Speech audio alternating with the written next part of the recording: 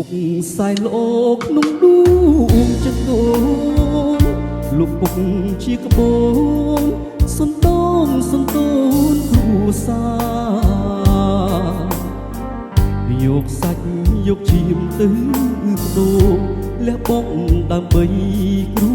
សារគួបងសង្ខារមិនស្ដាយ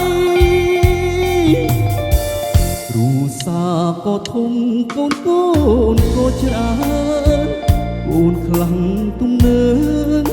មិនស្ដាប់វិន័យគ្រួសារព្រមតែចង់ឲ្យកូនល្អដាក់អ៊ំទាំងទឹក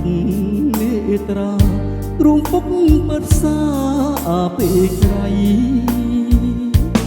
ពុកអើយពុកល្អពេកហើយ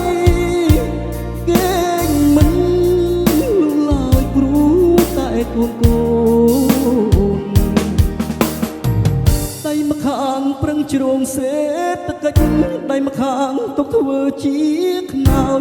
ការពីមិនឲ្យកូនចៅលំបា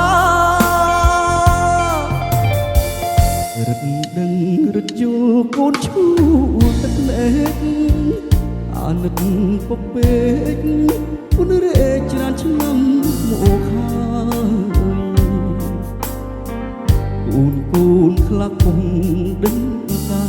ពុកក៏មិនយកទុំឡើយទឹកចិត្តពុកអើយសែនល្អ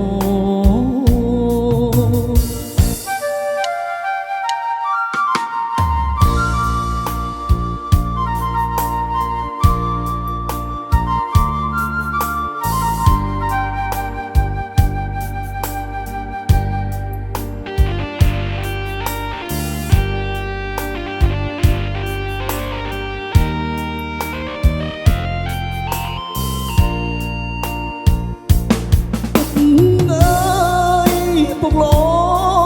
ពេកហើយគេងមិនលូឡើយព្រោះតែកូនកូនដៃម្ខាងប្រឹងជ្រងសេដ្ឋកិច្ចដៃម្ខាងទុកធ្វើជាខ្នើយការពីមិនឲ្យកូនចៅលំបារឹតដឹងរត់យល់កូនឈួរទឹកភ្នែកអាណិតពុកពេកគុណរេច្រើនឆ្នាំមកហើយកូនខ្លាក់គុំដឹងតែពុកក៏មិនយកគុំឡើយទឹកចិត្តពុកអើយសែនល្អ